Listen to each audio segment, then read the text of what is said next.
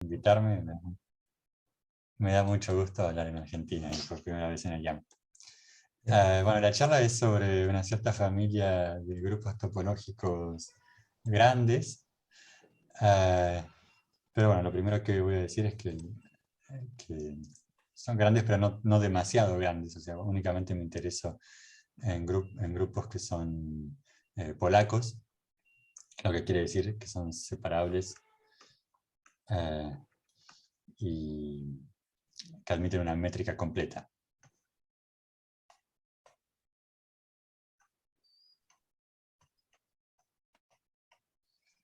O sea que desde el punto de vista topológico son grupos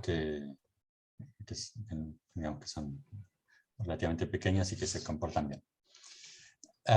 Bueno, y la propiedad T tiene que ver con las representaciones unitarias de los grupos, así que recuerdo que una representación unitaria de un grupo es simplemente una acción del grupo en un espacio de Hilbert por isometrías lineales que sea continua, es decir, que si Gn converge a G, entonces Gn aplicado a un vector B converge a G aplicado a B para todo vector B. Las representaciones unitarias se entienden bien en el caso de los grupos compactos, por el teorema clásico de Peter Weil, y la mayor parte de la teoría clásica de representaciones de grupos está dedicada al caso localmente compacto, casi enteramente, y una buena parte de la teoría dedicada simplemente al caso de grupos numerables, o sea que discretos, sin consideraciones topológicas. En este contexto uno tiene varias herramientas para estudiar las representaciones unitarias dadas por la medida de Haar, especialmente las representaciones regulares y cuasi regulares de los grupos. Pero en general una clasificación o una comprensión completa de las representaciones, incluso de un solo grupo dado, en general es imposible. Y uno se conforma con demostrar ciertas clasificaciones parciales o ciertas propiedades que dan cierto control sobre las representaciones como la propiedad T de la que vamos a hablar. Bueno, y la familia de grupos sobre las cuales les quiero hablar es una generalización de los grupos compactos en una dirección completamente diferente y disjunta de los grupos localmente compactos, salvo es decir, la intersección son simplemente los grupos compactos, que son los grupos que se llaman Roelke precompactos.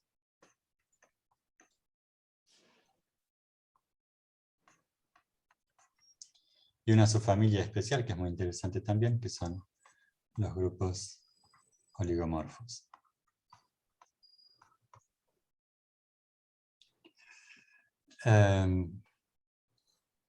Bueno, entonces para definir esto, primero voy a recordar algunos hechos fundamentales sobre la teoría de grupos topológicos. Si uno tiene un grupo topológico, siempre viene acompañado con 4 uniformidades naturales. No estoy seguro si todo el mundo sabe lo que es una uniformidad, pero es un concepto intermedio entre una topología y una métrica, es decir, es ese mínimo contexto abstracto que uno necesita para definir las nociones de continuidad uniforme, sucesiones de Cauchy, completud, compresiones. Entonces, para dar una uniformidad uno tiene que dar una familia de entornos de la identidad en el cuadrado del espacio, en X cuadrado, ¿no? Por ejemplo, si uno tiene una métrica y un valor epsilon, puede considerar todos los pares x, y, tales que la distancia de x a y es menor que epsilon, y eso le define uno de los entornos básicos de la uniformidad. Si ahora lo que uno tiene es un grupo topológico, entonces puede definir como entornos básicos los siguientes. Por empezar, en el caso de la uniformidad a izquierda, considerar todos los pares GH, tales que G a la menos 1 H pertenece a un entorno de la identidad del grupo.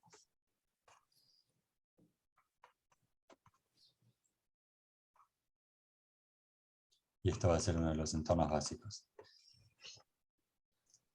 O digamos, dicho informalmente, G está cerca de H si G a la menos 1 por H está cerca de la identidad. Uno puede considerar también otra uniformidad, la uniformidad derecha, que es, bueno, G está cerca de H si G por H a la menos 1 está cerca de la identidad. Y bueno, estas dos definiciones no definen la misma familia de funciones uniformemente continuas en general, o la misma familia de sucesiones de Cauchy. Y hay otras dos porque siempre que uno tiene dos uniformidades puede considerar el ínfimo y el supremo, o sea, la más fina de las uniformidades que son menos finas que las dos dadas o al revés. Entonces, por un lado, uno puede considerar la uniformidad superior o de Rykov, que es el supremo de las dos, pero que no nos interesa mucho en esta charla, sobre todo porque en los grupos polacos esta uniformidad es siempre completa. Y después la que nos interesa es la uniformidad inferior, o uniformidad de Roelke, que pues, está caracterizada también por la cosa siguiente, G está cerca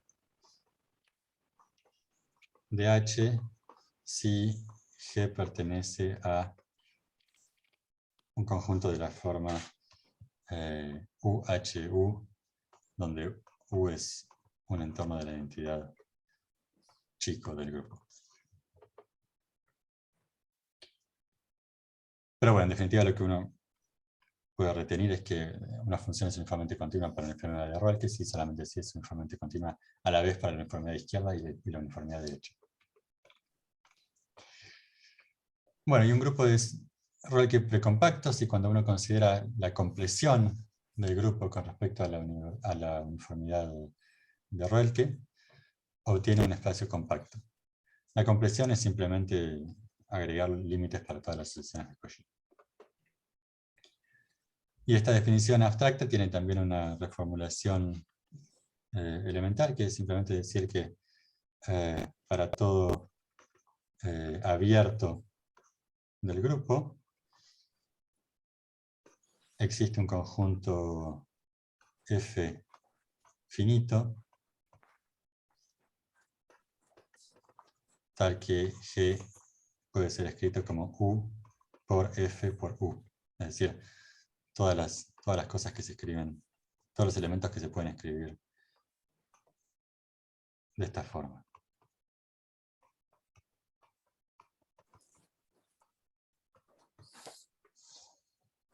Perdón, es U.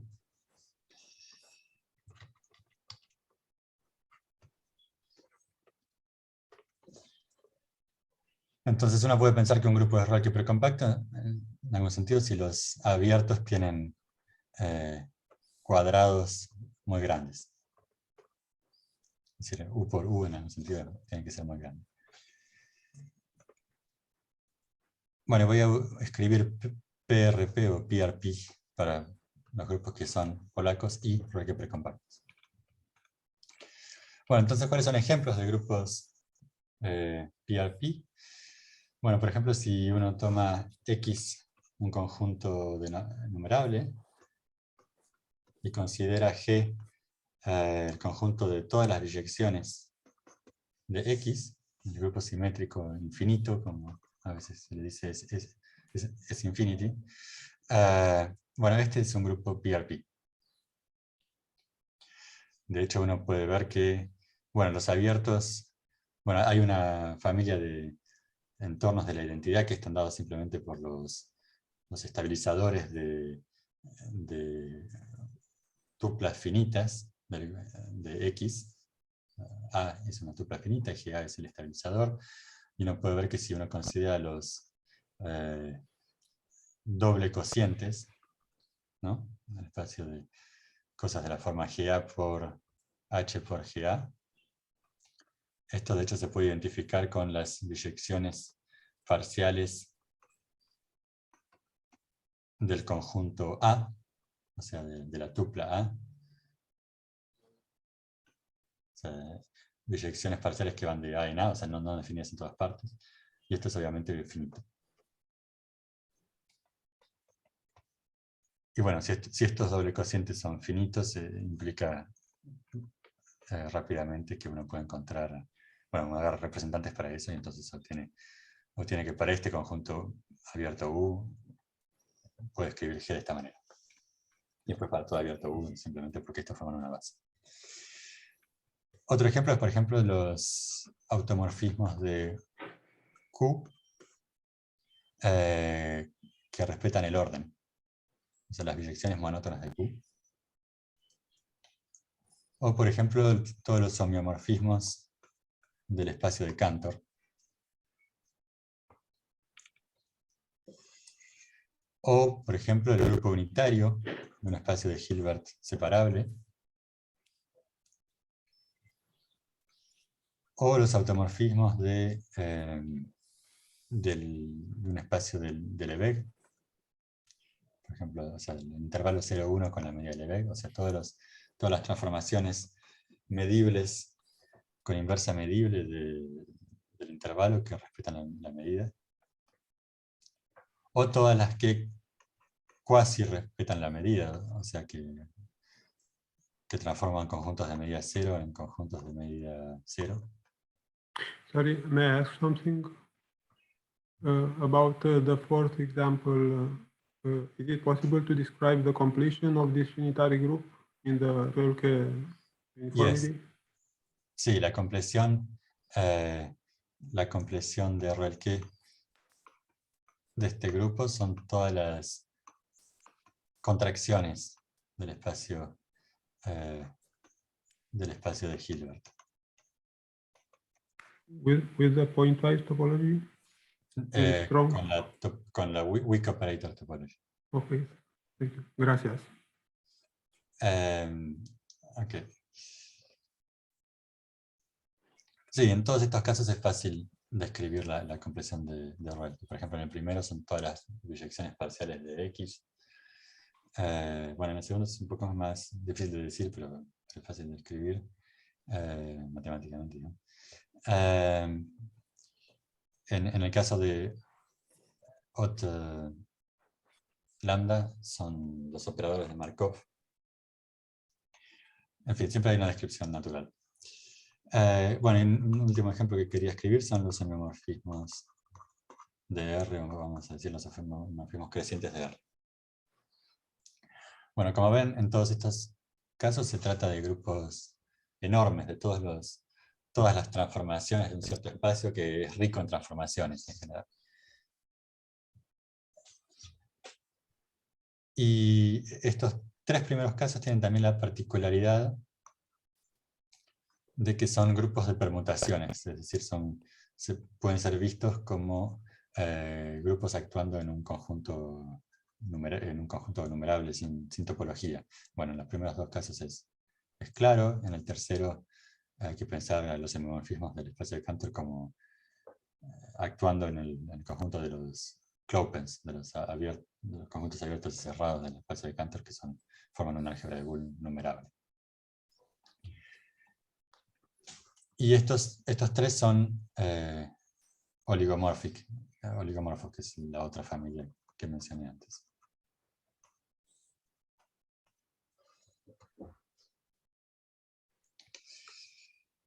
Otro comentario que se puede hacer sobre estos grupos es que en general tienen representaciones unitarias interesantes. Por ejemplo, siempre que uno tiene un grupo de permutaciones, es decir, un grupo como estos primeros tres, un grupo que actúa en un conjunto numerable discreto, siempre uno puede considerar, por supuesto, la acción en L2 de X, o en las potencias de X, o en el conjunto de pares no ordenados de X. Y también la acción en L2 del cociente de X a la N por cierta relación de equivalencia preservada por el grupo, por ejemplo. En general hay varias en estos contextos. En el caso de estos tres, bueno, es bastante evidente que tienen representaciones en espacios de Hilbert. Bueno, para el primero no hay nada que decir, el segundo obviamente actúa en L2 del intervalo, y el tercero también actúa naturalmente en L2 del intervalo multiplicando por la derivada de Radon-Nikodym. Y cuando uno tiene, por ejemplo, en el caso del grupo unitario, bueno, uno tiene por supuesto la acción acá y en todas las potencias tensoriales.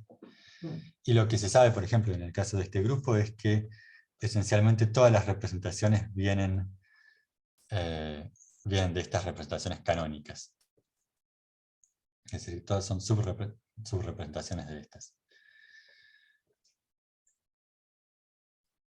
En el caso de Ot lambda también se sabe que esencialmente todas las representaciones vienen de subrepresentaciones de estas. Y en el caso de los grupos oligomorfos, como voy a mencionar luego, en algún sentido también vienen de subrepresentaciones de cosas de este estilo. Y la filosofía en general es esa, que estos grupos tienen a veces tienen seguido representaciones naturales, pero no debería haber demasiadas representaciones porque son grupos muy grandes que no pueden actuar, no deberían poder actuar de demasiadas maneras. Ahora, en el caso, por ejemplo, de Ot estrella, de lambda, o sea, uno puede conjeturar una cosa parecida, pero no se sabe para nada. No hay ningún avance en ese sentido.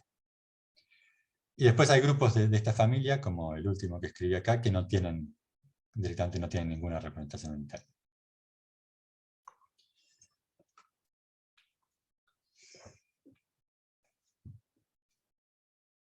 Bueno, mencioné que estos grupos son oligomorfos, entonces les doy la definición. Un grupo de permutaciones, o sea, un grupo que actúa en un conjunto numeral, es oligomorfo si los espacios de órbitas son todos finitos. Es decir, que si uno agarra x a la potencia n y mira las órbitas o sea, la acción diagonal de g en x a la n, y mira las órbitas de esa acción, el espacio de órbitas es finito. Bueno, no es difícil en estos ejemplos de describir cuáles son los espacios de órbitas. Ok, pero lo importante acá es que si un grupo es oligomorfo, entonces es Roque precompacto. Y como les mencionaba, existe una clasificación de las representaciones unitarias de los grupos oligomorfos que fue dada hace más o menos 10 años por Todor Sankov. Usando esa clasificación, Todor logró mostrar que varios ejemplos concretos, por ejemplo los primeros 3 y otros ejemplos importantes, tienen todos la propiedad T. Y más tarde eso fue generalizado por él y otra persona al grupo de todos los grupos, a la clase de todos los grupos oligomorfos. Bueno, les digo entonces qué es les recuerdo qué es la propiedad T.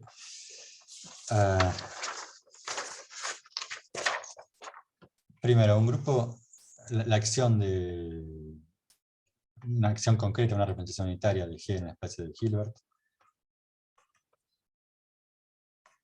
tiene spectral gap, que no sé cómo se dice en español. En francés es trou espectral, o sea, agujero espectral.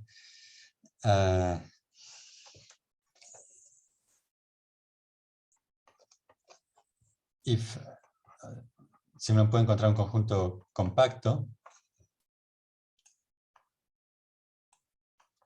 y un epsilon positivo,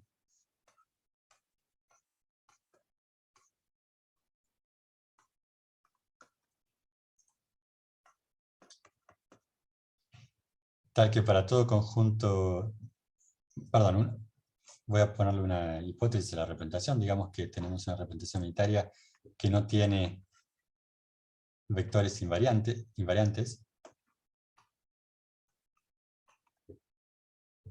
no triviales.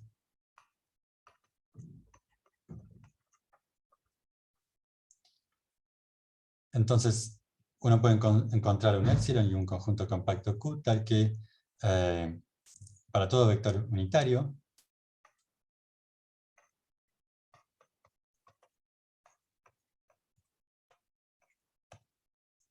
alguno de los elementos de este conjunto Q mueve al vector en al menos epsilon.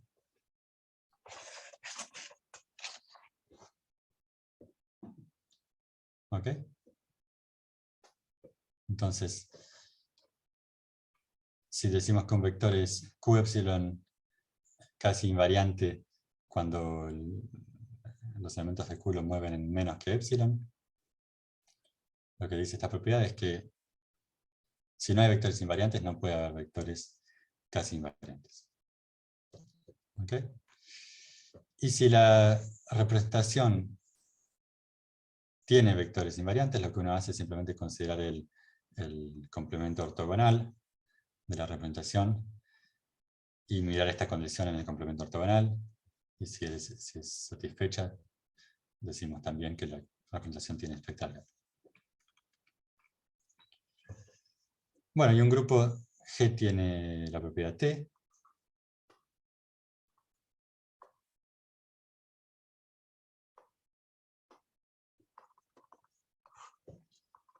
Si toda representación tiene spectral gap.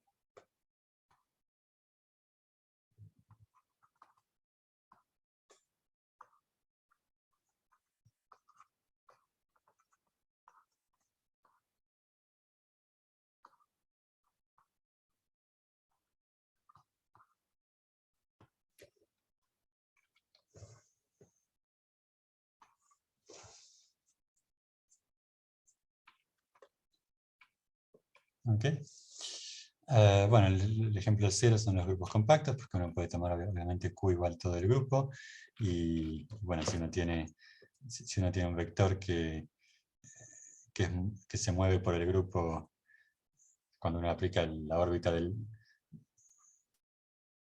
cuando uno considera la órbita tiene un diámetro más chico que raíz cuadrada de 2, entonces uno puede considerar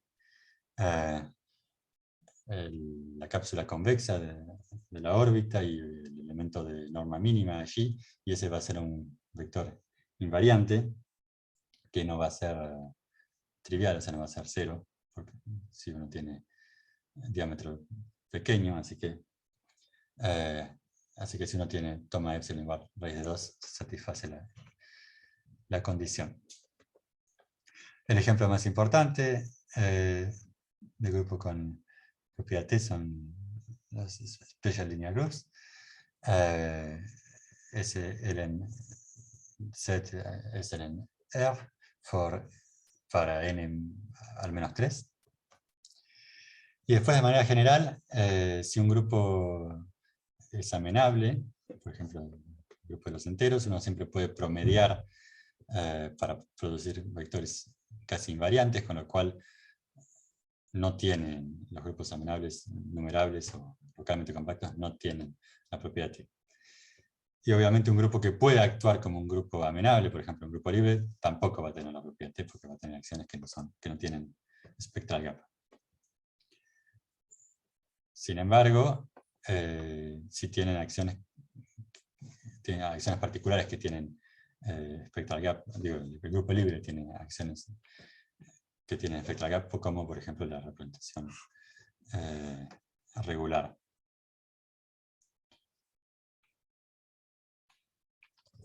Bueno, en 2003 Becker demostró que el grupo unitario UDL2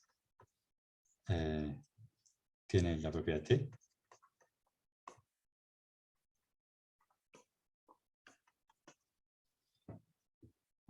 Y este es el primer ejemplo del tipo que nos interesa a nosotros. Para probarlo, en realidad lo que hizo fue mirar la clasificación de las representaciones unitarias del grupo unitario que les mencioné antes, que había sido establecida antes por Olshansky.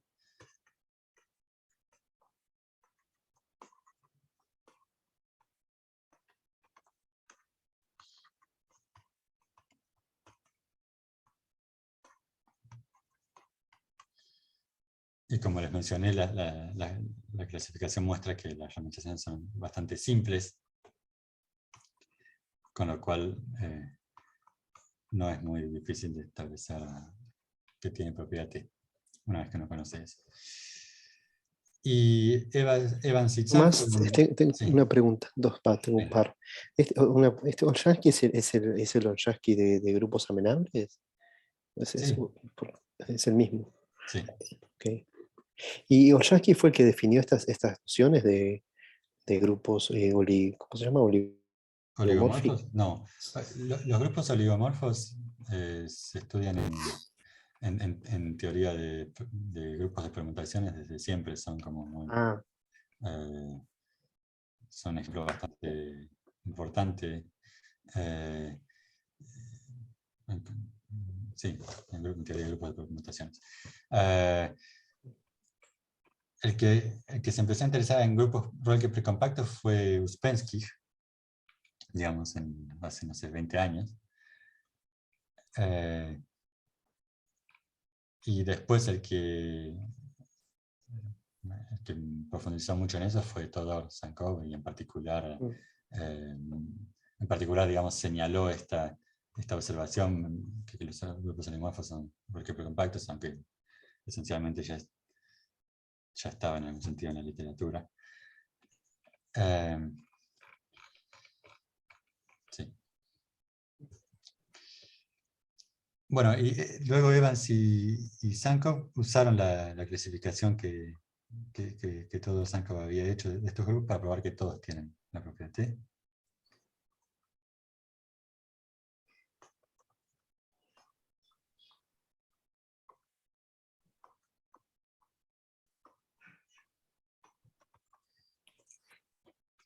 Y de vuelta, digamos, hay algo que hacer, que es esencialmente conseguir construir una acción libre, una acción muy libre, de un grupo libre en un cierto tipo de estructura, lo que requiere cierto trabajo. Pero bueno, una vez que uno conoce las representaciones, la parte más de teoría de representaciones viene gratis. Y bueno, el resultado que motiva esta charla es un teorema que obtuve hace un par de años, pero que recién apareció publicado este año, que es que todos los grupos polacos Roelke precompactos tienen la propiedad T, y más aún que tienen propiedad T de un modo muy, muy fuerte, que es el siguiente.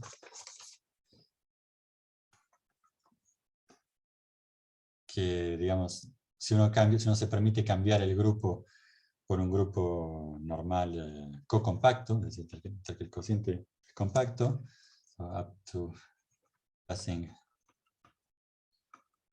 to a cocompact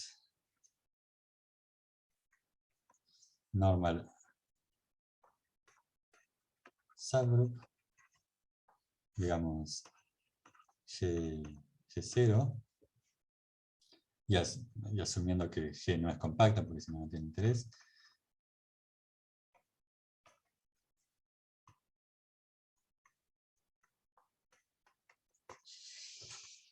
Uno puede encontrar adentro de G, o digamos, de G0, un grupo libre en dos generadores.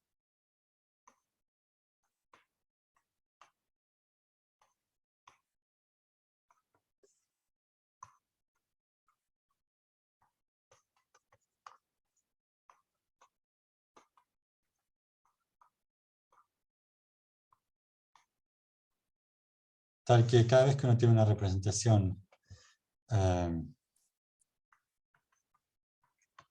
de G, o digamos de G0 en un espacio de Hilbert,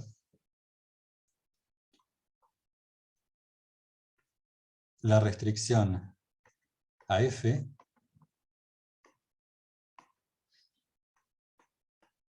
se descompone como simplemente una suma de varias veces la representación regular, un múltiplo de la representación regular de F.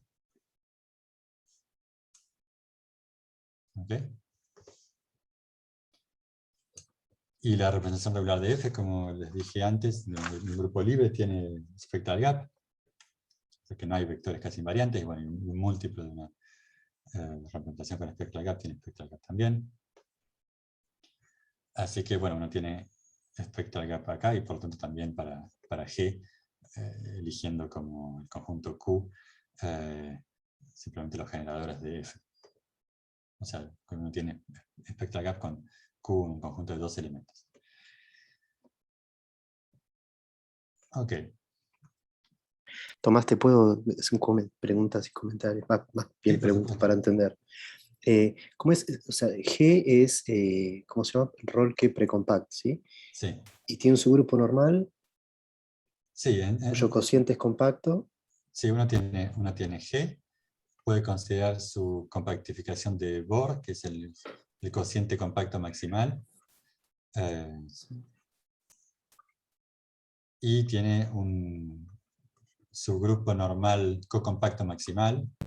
Bueno, eso no siempre existe para un grupo arbitrario, pero en la familia de grupos Rol que precompactos eso siempre existe. Ah, sí, esas eran las preguntas que te iba a hacer. Y Sí. entonces, siempre un grupo rol precompacto tiene una copia de F2. Si no es compacto, sí. Okay. Y después, no entiendo, o sea, siempre estos grupos tienen F2 adentro. Sí. Y después en la conclusión, a ver, ¿puedes subir un poquito la transparencia? O sea, no sé si subir o bajar, no, creo que Ah, sí quise decir la otra respuesta. Y entonces, la parte final, entonces hay un F en dos generadores, que la restricción a F tal es que cada Prince. vez que uno tiene una representación de G, Sí, ¿okay? Uno la restringe a F, sí, bueno, puede escribir H, o sea, H lo puede escribir como una suma de sus espacios, sí. tales que son invariantes por F, y que como representación son isomorfos a la representación regular de F. Está bien. Y eso implica que G tiene propiedad T. Sí, A ver. porque digamos, como decía antes, el grupo libre, su representación regular, tiene Sí, spectral gap. sí, Es decir, que si uno agarra de manera muy explícita, es decir, si uno tiene, eh, si uno tiene un vector unitario, entonces, o bien, digamos que el grupo libre está generado por AB, y B es un vector de la representación regular, entonces, o bien A mueve B en más que la raíz de 2 menos la raíz de 3, sí. o eh, B mueve B en más que esta misma cantidad. Está bien, Esta es una propiedad de la representación regular. está bien. Y, Pero sí, y bueno, y cuando uno tiene una suma de espacios con esta propiedad, también tiene esta propiedad. claro. Sí, está bien. Pero lo que dice es que la representación esta tiene spectral gap, Sí. la restricción a F. Y cómo, eso es lo que hasta ahí entendí. No entiendo cómo a partir de ahí concluís que cualquier representación de G va a tener spectral gap. Bueno, esto es una representación de G originalmente, y uno puede considerar Q como AB, que son dos elementos de G, y listo. Ah, entonces, hay varias cosas que sigo sin entender, perdóname. No. Vos tenés el subgrupo, o sea, la representación es del subgrupo este G0, ¿sí? Ujú. ¿Y por qué la representación de G0? Esto es así, teoría general, que la representación de subgrupo es una representación del grupo restringida. Ah, sí, claro. ¿Cómo? No, no entendí. Claro, o sea, la representación es para el G0, Sí, chiquita. sí. ¿Sí? Entonces, en todo caso, acá concluiría que G0 tiene propiedad T. Sí, ok. Después, si querés, hay un teorema general. Es un lema general de teoría de representaciones, que si tenés, Ah, sí, ya está. si tenés una, ¿cómo se llama? Short sequence, si este tiene T y este tiene T, este tiene T. Y esos teoremas, mira, otra pregunta que te quiero hacer, esos teoremas los Y conozco. este es compacto, así que siempre tiene T, entonces. Claro, pero la pregunta que tengo, esos teoremas, yo más o menos los conozco, ¿no? Pero son siempre, por lo menos siempre cuando vi estas cosas, siempre eran en grupos localmente compactos. Estos teoremas de extensión sigue valiendo, no hay que usar que es localmente compacto el grupo. No, este teorema puede ser que use polaco, no me acuerdo ahora, te puedo decir, lo tengo enunciado en mi trabajo. La prueba es muy simple, si utiliza algo es, a ver.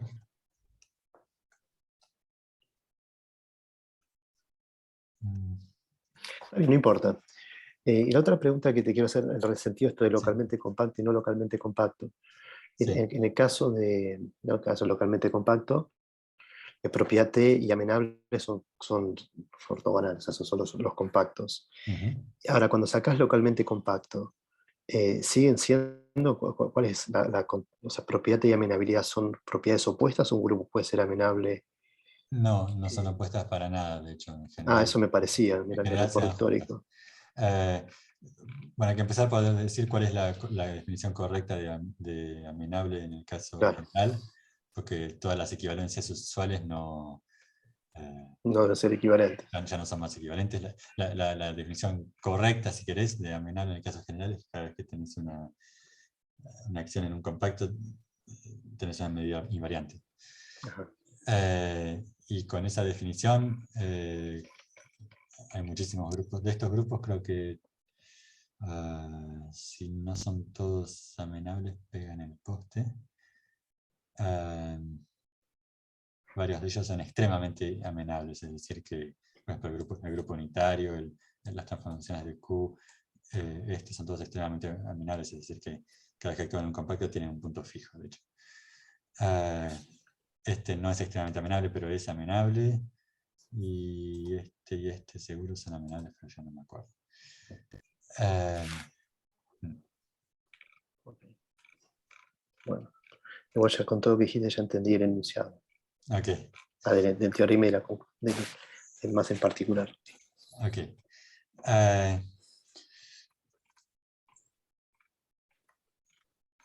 Bueno, entonces lo que es interesante también de la prueba, de mi resultado, es que no usan ninguna clasificación de representaciones unitarias de los grupos, va directamente a la propiedad T, porque de hecho no tenemos idea de qué forma tienen en general las clasificaciones unitarias de estos grupos. Es un tema en el que hemos trabajado bastante con Todor y con Mikhail Bendryakov, y tenemos alguna esperanza de que por cierta subfamilia que se porta bien de grupos relativamente compactos, que se pueda dar una cierta clasificación, pero en general no sabemos para nada. Y la otra característica peculiar es que la prueba es completamente una prueba de teoría de modelos, o sea, de lógica. Más allá de que es un enunciado que en principio no parecería tener que ver con lógica. Entonces, ¿por qué puede tener algo que ver con lógica? Bueno, es algo que viene de un teorema de Bendryakov y Sankov, originalmente, que ya era bien conocido en el caso de los grupos oligomorfos. O sea, es bien sabido que un grupo es oligomorfo si solamente sí, desde siempre, si solamente sí es el grupo de automorfismos de una estructura que se dice Aleph-0 categórica en lógica clásica. Bueno, y eso fue generalizado, observado hace 5 años por Itai y Todor al contexto de los grupos compactos en general. Entonces el teorema es el siguiente: un grupo es PRP, sí, solamente sí, se lo puede presentar como el grupo de automorfismos de un modelo de una teoría Aleph-0 categórica en el sentido de la lógica continua. Ahora, ¿qué quiere decir eso? Bueno, la lógica continua es una extensión de la lógica clásica en el que es adaptada para considerar estructuras como espacios de Hilbert o álgebras de probabilidad en los que, digamos, en los que uno tiene predicados con valores en los reales y no simplemente verdadero o falso. Entonces, por ejemplo, bueno, en lógica clásica, no sé si tienen familiaridad con la lógica clásica para empezar, pero bueno, uno puede escribir propiedades del estilo para todo X y le existe un Y, tal que para todo Z y alguna condición que depende de X, Y, Z. Y donde las variables se supone que varían sobre elementos de la estructura considerada y no, por ejemplo, subconjuntos de la estructura. Entonces esto define una familia de propiedades de las que uno puede hablar de una estructura que se llaman de primer orden. En el caso de lógica continua, uno puede hacer algo similar. Uno puede escribir cosas del estilo el supremo para X en la estructura, el ínfimo en Y, de, por ejemplo, no sé, X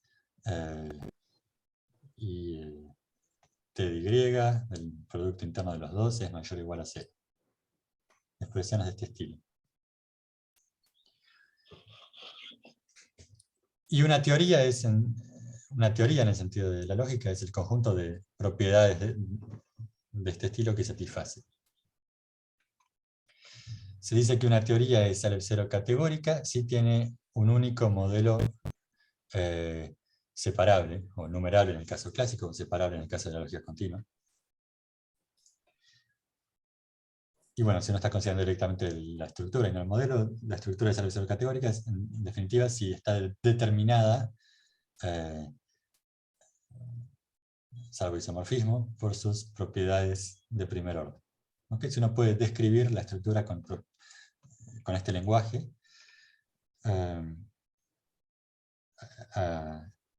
módulo isomorfismo. Entonces, por ejemplo, uno puede fijarse que los racionales con el orden son el único conjunto totalmente ordenado, denso, sin extremos. Y esas propiedades uno las puede escribir en primer orden. Es un teorema clásico de Cantor. El espacio de Hilbert, lo mismo, uno puede escribir las leyes que rigen el producto escalar en el espacio de Hilbert con enunciados muy simples, y uno puede escribir así que la dimensión del espacio es infinita con enunciados de primer orden, y como todos sabemos hay un único espacio de Hilbert separable de dimensión infinita, módulo isomorfismo. Lo mismo, por ejemplo, para el espacio de Lebesgue, hay un único espacio de Lebesgue estándar sin átomos. ¿Okay? Entonces, si uno vuelve sobre los ejemplos que tenía antes, uno se da cuenta en definitiva que todos estos ejemplos son grupos de automorfismo de estructuras que en algún sentido son muy canónicas. Lo interesante de este teorema no es solo la equivalencia en sí, pero también que hay un montón de propiedades, digamos, dinámicas o topológicas de estos grupos que están directamente relacionadas con propiedades que se estudian en lógica de las estructuras correspondientes. Entonces hay todo un diccionario. Durante mi tesis, en definitiva lo que yo hice fue trabajar en un diccionario que era buscar ciertas propiedades propiedades que se estudian en el contexto de dinámica topológica y ver qué es lo que dan en teoría de modelos cuando uno traduce, y en general daban nociones que son muy naturales del otro lado y muy estudiadas también. Y la traducción es no trivial en el sentido de que realmente sirve para probar cosas de un lado que no son evidentes con los métodos del otro. Bueno, y entonces este resultado se inscribe en la misma línea. La prueba, como les decía, del resultado que mencioné antes es únicamente una construcción de teoría de modelos. Entonces, si me queda un poco de tiempo, puedo tratar de decirles más o menos en qué consiste. la prueba muy sumariamente. Bueno, la idea es hacer una construcción, digamos, hacer una construcción de ver a la estructura M, o sea, uno tiene su grupo G, que es PRP, y sabe que es el grupo de automorfismo de una cierta estructura. Bueno, el objetivo es tratar de escribir M como descomponerla como una especie de pila de muchas copias más pequeñas de sí misma, sobre las cuales actúa un grupo libre, de manera que al final uno obtiene una acción del grupo libre sobre M, con ciertas propiedades especiales. Es más fácil verlo primero en el caso de Z, en lugar del grupo libre. De hecho, el teorema es cierto también en el caso de Z, o sea, la parte, la moreover part, es cierta si uno, digamos, para todo G per P, si uno pasa a G0, uno puede encontrar un automorfismo adentro de G0, tal que toda representación de G0 en un espacio de Hilbert, cuando uno lo restringe a ese automorfismo, o sea, una copia del Z, se descompone como una suma de copias de la representación regular de Z. ¿Okay? Y eso es la construcción que hay que hacer, es un poco más fácil de ver en ese caso.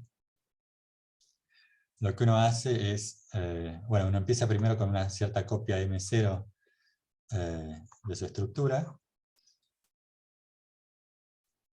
y elige otra copia que le sea independiente.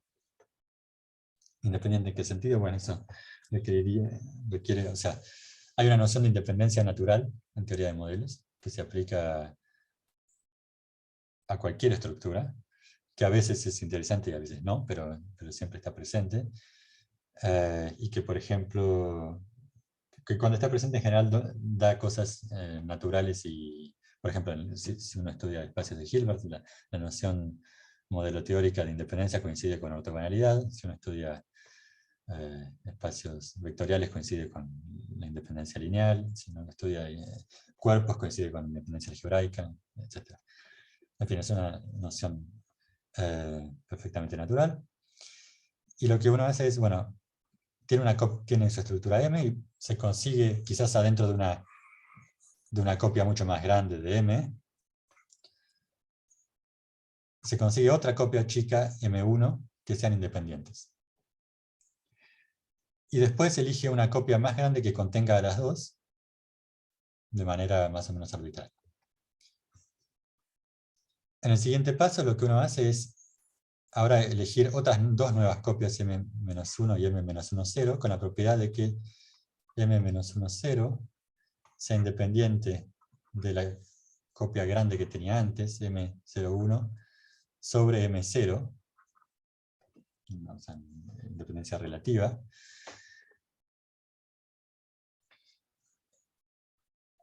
Y luego elige otra copia más grande que contenga todas las anteriores.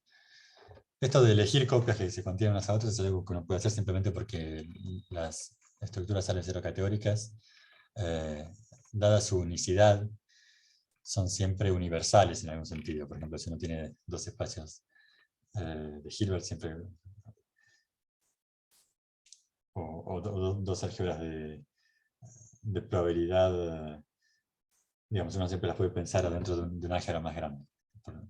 O dicho mejor, si uno tiene un álgebra de probabilidad sin átomos, siempre tiene copias más chiquitas adentro, tal que la grande es saturada con respecto a la chica, tiene mucho espacio, además. Bueno, y una vez que uno termina toda esta construcción,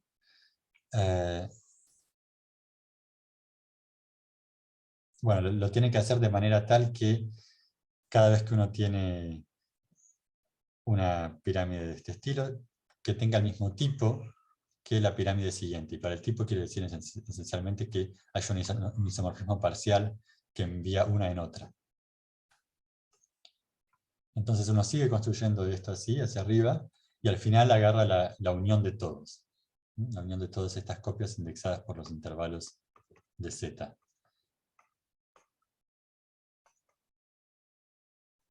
Y lo que queda de vuelta por esta propiedad de cero categoricidad va a ser isomorfo a la, digamos que al principio uno tenía M0, bueno, va a ser isomorfo a la estructura que uno tenía al principio. Y por la condición de los isomorfismos parciales que le mencioné, si uno agarra simplemente la transformación que lleva, digamos, el intervalo I a el intervalo I más 1 en cada coordenada, esto induce un automorfismo de M, y este automorfismo tiene la propiedad que les dije antes, es decir, la copia de Z adentro, digamos, generada por este automorfismo, tiene esa propiedad, gracias a estas relaciones de independencia. Bueno, por supuesto, en el caso de Z no alcanza para establecer la propiedad T, porque la representación regular de Z no tiene spectral gap, entonces hay que hacer lo mismo, pero para el grupo libre. Y entonces es bastante más complicado, porque no hay una noción natural de intervalo, digamos, esta construcción así iterativa. En principio no queda nada claro que se pueda hacer basándose en el grupo libre en lugar de Z. Pero bueno, lo que ocurre es que sí se puede. Entonces lo primero que hay que hacer es identificar una familia especial de subconjuntos del grupo libre que en algún sentido se portan como los intervalos de Z. Es una familia que uno la define iterativamente para que la construcción sea posible, y después tiene que demostrar una serie de lemas, como por ejemplo que esas familias esos intervalos del grupo libre que uno definió, por ejemplo, que si uno los traslada después son cerrados por intersecciones y otras propiedades básicas así que no son en principio triviales. Bueno, luego uno hace la misma construcción que les dije antes, pero de vuelta con estas pirámides construidas sobre el grupo libre. Y entonces lo que uno tiene al final es una escritura de M como una reunión de todas estas copias más pequeñas que se contienen entre sí cuando los intervalos se contienen, que tienen el mismo tipo de isomorfismo cuando uno traslada por todos los intervalos en una de las dos coordenadas, por A o por B, y que tienen todas estas propiedades de independencia relativa unas contra otras. Bueno, el punto 2 acá induce una acción del grupo libre al final en la unión de todo. Y ahora la pregunta es cómo a partir de esto uno logra tener esa descomposición de una representación unitaria dada. Bueno, eso es la segunda parte de la prueba. Lo que ocurre se puede explicar así. Digamos que cuando uno tiene un submodelo, una de las copias pequeñas de la estructura con la que trabaja, como las dos son isomorfas, uno puede ver la subestructura como la imagen de un endomorfismo elemental de la estructura. Elemental simplemente quiere decir que respeta todas las propiedades de primer orden.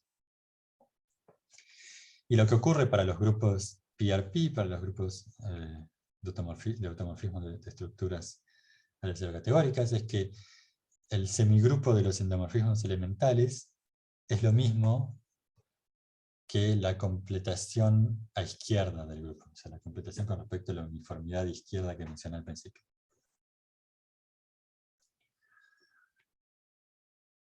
Ahora, supongamos que tenemos una representación unitaria del grupo. Bueno, eso es lo mismo que dar un morfismo continuo de G en el grupo unitario del espacio de Hilbert. Bueno, si uno tiene un morfismo continuo digamos, de una acción a izquierda, eso se extiende a un morfismo continuo de la completación a izquierda del grupo, en la completación a izquierda del grupo unitario del Hilbert, que son todos los endomorfismos de Hilbert, es decir, todas las isometrías no necesariamente subjetivas del Hilbert, isometrías lineales. Entonces, ahora, como decía, cada copia pequeña la vemos como en la imagen de un endomorfismo, y los endomorfismos nos dan endomorfismos del Hilbert. Entonces uno puede considerar la imagen, y esto le da a uno un subespacio de Hilbert de la representación original. Y bueno, ahora del mismo modo que el grupo libre permutaba las copias, las pequeñas copias de M, bueno, ahora va a permutar todos estos subespacios. Entonces uno obtiene una copia del grupo libre, perdón, una acción del grupo libre en el espacio de Hilbert. Es decir, bueno, sí, obviamente estos son, uno tenía ya para empezar un grupo libre adentro de G, así que tiene una acción del grupo libre en H, pero lo que quiero decir es que además ese grupo libre permuta los subespacios que venimos a definir. Y lo que es medio mágico, y digamos, la magia de la teoría de estabilidad en lógica, es que estas condiciones de independencia, definidas de un modo muy abstracto, implican, se traducen en condiciones de ortogonalidad de estos subespacios que definimos. La ortogonalidad relativa quiere decir simplemente que si uno agarra un elemento de este espacio y lo proyecta a HJ, cae en HK.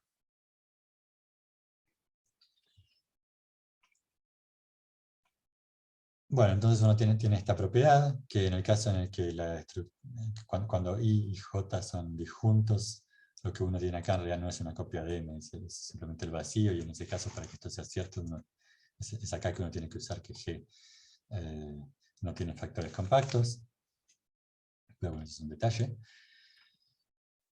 Y al final lo que uno obtiene es que, bueno, pues dado que H se descompone como la unión de todos estos subespacios, y que todos estos subespacios satisfacen estas condiciones de ortogonalidad entre ellos, bueno, la descomposición de H como un múltiplo de la regular sigue inmediatamente, más o menos inmediatamente hay que hacer un cálculo.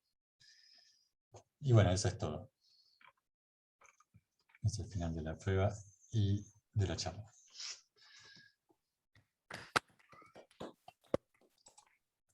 Muchas gracias, Tomás. ¿Hay alguien que tenga alguna pregunta o comentario? Any question or comment? Yo tengo, viste, cuando empezaste a construir estas copias de M replicadas, la página 5 creo que es. Eso, si vos tuvieses estructuras que no sean L0 categóricas, igual se podría hacer la construcción, lo que pasaría es que no son copias de M, o no se puede hacer la construcción de cómo ir pegando la estructura y buscando una que la mayore. Se puede hacer para cualquier estructura que sea L0 saturada. Porque, bueno, si uno tiene dos, digamos, sí, la saturación es lo que te permite encontrar muchas copias adentro. El problema es que uno no va a tener la transferencia de independencia. Porque ¿cómo es esto? Si formalmente arrancás con una estructura y encontrás adentro más chiquitas, o vas como a partir de, como dijiste en el L2, ¿no? Puedes arrancar un L2 y sumás L2 y sumás L2. Sí. O si no, también lo puedes pensar lo mismo como un L2 y después tomás, qué sé yo, los índices pares y los impares, ya tenés dos copias. Sí. Pero en principio, así dicho, es lo mismo, pero no es lo mismo. Una cosa es empezar con un espacio y otra es construir un espacio. Yo entendí que esto era una construcción, que vos tenías la estructura M0 y le ponías al lado una copia M1. Sí, y ahora tu universo es M0 y M1 y después... digamos que uno tiene una teoría, todas las propiedades, todas las estructuras que satisfacen una cierta teoría. Si la teoría es suficientemente buena, va a admitir un modelo que es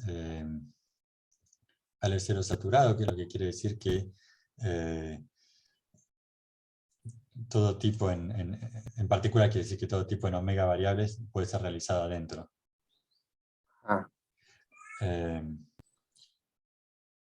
Entonces, y hay otra cosa que se llama joint embedding property, es decir, que si uno tiene dos modelos de una teoría, siempre hay un tercero de la teoría que los contiene.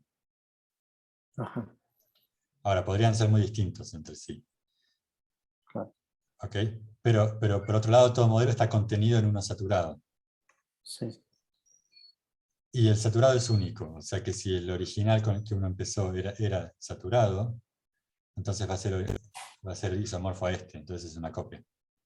Ah, Entonces, si ok. querés, lo que puedes hacer es, empezás con tu modelo que es saturado, encontrás otro y lo pones adentro de un tercero, bueno, y así, etcétera, y al final realizás toda la construcción adentro de un modelo grande, y cuando agarras la unión de todos ellos, lo que probás es que es saturado también. La unión podría ser más chiquito que el grande ambiente con el que estás trabajando, pero Sí. la unión va a ser saturada también, entonces va a ser isomorfo al primero con el que empezaste y también al grande. Y entonces, esta construcción se podría hacer en que sea el F0 saturado. Y entonces, Se puede hacer para toda teoría que admite un modelo al F0 modelo, saturado. Sí. sí. ¿Y dónde se usa que es al F0 categórica? Se usa para transferir, bueno, se usa en varios lugares, pero el punto clave es para que la transferencia de la independencia entre los modelos a los subespacios. Y también para decir que la completación, que el semigrupo de endomorfismos de la estructura es igual a la completación a izquierda, si querés. Eso también es porque es la cero categórica.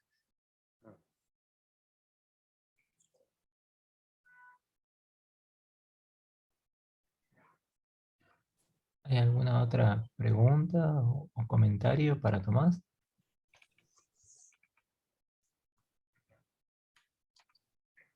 Yo tengo una pregunta así como de aplicación, ¿no? Qué sé yo, viste estas cosas de propiedad T, no sé, aparecen entre grupos o macrooperadores, pero siempre son grupos o discretos o localmente compactos. Y entonces, saber que estos grupos tienen propiedad T, ¿tiene alguna aplicación fuera de teoría de modelos o de lógica, ¿no? De la curiosidad de saber que tal cosa tiene propiedad T? O sea, ¿hay aplicaciones de que tal grupo tiene propiedad T? ¿O había hasta ahora? No, en realidad es más por el momento no, es más por el desarrollo de la teoría de estos grupos topológicos que por otra cosa. Bueno, o sea, las aplicaciones, por ejemplo, en qué contextos pueden venir. Por ejemplo, si uno tiene por ejemplo, cuando uno tiene no sé, una transformación, una acción de un grupo, por ejemplo, en un espacio de medida, y uno puede considerar, por ejemplo, la representación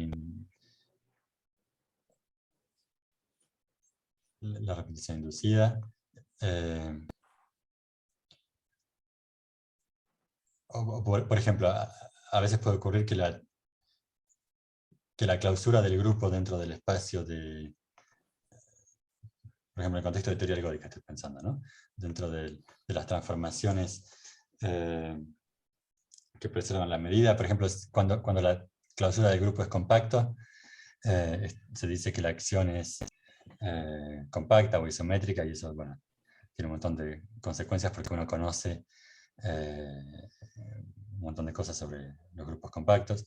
Uno podría decir, bueno, que en ciertos contextos podría ocurrir que la clausura de algún grupo discreto, quizás que uno esté estudiando, fuera Röhlke precompacta, por ejemplo. Uno podría imaginar eso, pero la verdad es que no tengo ejemplos concretos de eso donde sea interesante.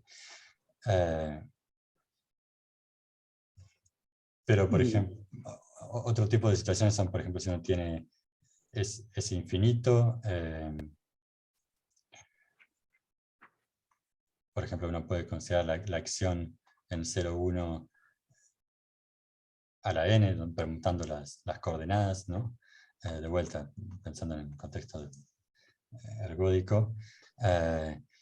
Y por ejemplo, la teoría de clasificaciones el teorema de clasificación de representaciones unitarias de Sankov se aplica en este caso, por ejemplo, para lograr entender mejor este tipo de transformaciones que preservan la medida. Entonces uno podría imaginar que, bueno, y este tipo de acciones aparecen naturalmente en varios contextos y están relacionadas, por ejemplo, con el teorema de De Finetti y cosas abstractas de ese estilo. Entonces podría eventualmente tener aplicaciones por ese lado, pero no tengo otras aplicaciones concretas para mencionar por ahora.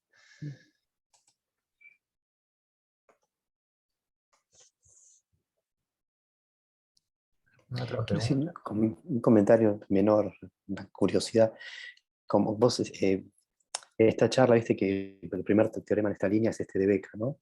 Ujú. Y que también hace poco otro muchacho dio una charla acá que también era de otro paper de Beca de la misma época, ¿no? Como que al principio de 2000 Beca tuvo varios papers que en el ámbito de álgebra de operadores medio que pasaron desapercibidos, porque Ujú. quizá había otras cosas más candentes en ese momento, pero que eran trabajos, fueron cosas bastante buenas. Salieron en revistas buenas, sí, pero yo eso los aprendí mucho después, ¿Cuál es el cuando trabajo de Beca del que conversaron hace poco? y bueno, lo usaron en teoría de frames, donde estudiaban, me va a costar poner bien las palabras, No. pero usaba álgebra de von Neumann para estudiar frames, no me acuerdo del teorema concreto de Beca, que es de esa época, 2001, 2002, Ujú. pero no es este paper, es otro paper. Sí, al final del día, desde el punto de vista de álgebra de operadores, él es una observación de la álgebra de von Neumann, sí, una observación que hizo Beca, pero que bueno, que ahora la tomaron y Ujú. estudian. Eh, sí. Por otro lado, desde el punto de vista de aplicación, bueno, no sé si de aplicaciones, pero más bien de desarrollo de la... en fin, sí, hay una generalización común de los grupos localmente compactos y realmente precompactos, que son localmente realmente precompactos, eh, que no están, por ahora no están para nada estudiados. Y bueno, los grupos realmente precompactos, hay mucha variedad en el sentido de que hay una lista de grupos que tienen comportamientos muy distintos, por ejemplo, desde el punto de vista dinámico, hay grupos que son WAP, grupos que no son para nada, que se pueden representar en espacios de Banach de un cierto tipo, otros que no se pueden representar para nada en espacios de ese tipo, etc. O sea que es un conjunto bastante diverso, pero al final más o menos limitado en el sentido de que no hay tantas estructuras así súper distinguidas como las que inducen grupos Roque precompactos. Sin embargo, uno puede esperar que haya grupos de automorfismos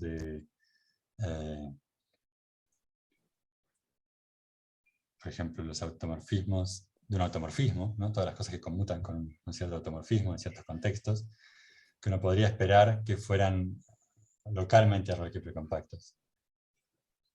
Entonces, digamos, esto bueno, muy a largo plazo y especulativo, porque no hay muchos ejemplos de eso todavía, pero uno podría esperar que a largo plazo esta teoría pueda servir para estudiar grupos de automorfismos o de conmutadores, digamos, digamos de acciones clásicas, por ejemplo, no sé, de Gilles de Bernoulli o de cosas por el estilo.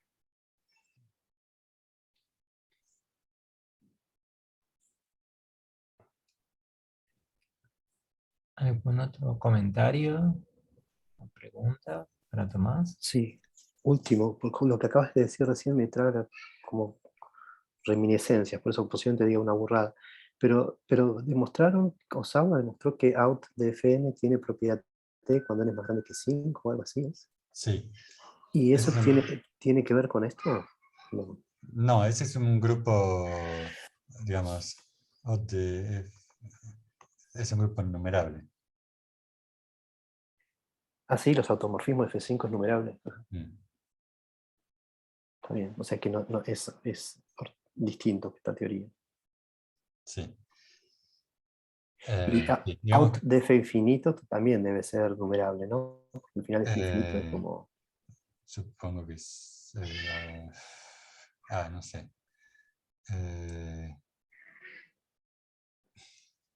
No sé, no tengo... Me imagino que sí. Claro, porque F infinito no es como todo ese infinito, sino como es la unión de los Fn, entonces debería puede ser ser. numerado. Sí. Digamos, los grupos en nuestro caso son grupos de estructuras que son, en algún sentido, universales y homogéneas, que tienen muchos automorfismos. Claro.